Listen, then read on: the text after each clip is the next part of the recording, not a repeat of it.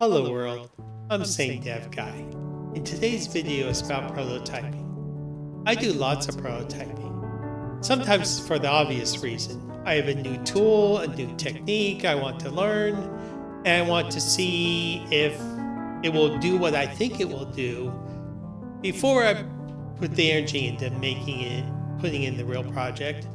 It's a lot more work putting in the real project the first time. Sometimes I have multiple choices I have to make. If I can make a really small prototype with each choice, I can actually kind of start to feel like which one is better, or one of them may not even work, and I didn't know it. Sometimes I prototype to see if I know enough to do the job, or if I have to outsource it to someone else. In those cases, that's almost always throwaway code, because I may learn something, and even if I learn I can do it, it might be really slow, and it might be the wrong way, and I'm often going to be so much faster at the second time. I don't really mind redoing the work because I didn't do much work, because I kept it small, just enough to learn, and I do it. The final reason I won't make a prototype is to make the mistakes I'm going to make early in the process. So if I have to rewrite it halfway through the prototype, there's just not much to rewrite. I haven't made anything big yet.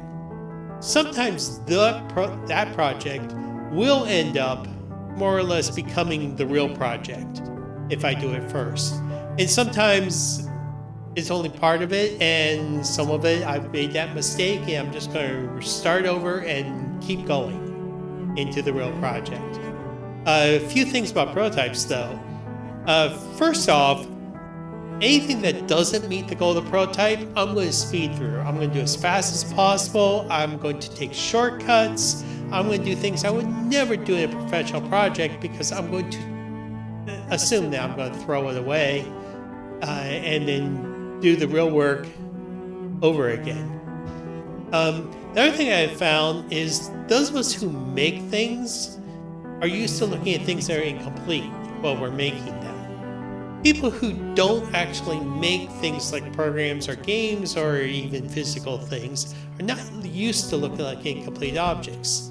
So if you show them your incomplete thing that does one thing, the thing you were prototyping well, they might first notice the things that are wrong, the things that crash when you type it in wrong, the things if you hit a button, it's not going to behave correctly, the colors might not be as professional as you like them, or the layout is not very good. They're going to notice that first, and when they go to look at the thing you asked them to look at, their impressions are going to be clouded by the other impressions they already have of it.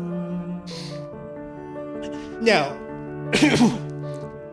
you can talk about it. You can say, hey, look, maybe you can take a very careful screenshot of what you did. But to actually show them the whole thing is not really going to give you the feedback that you were hoping for.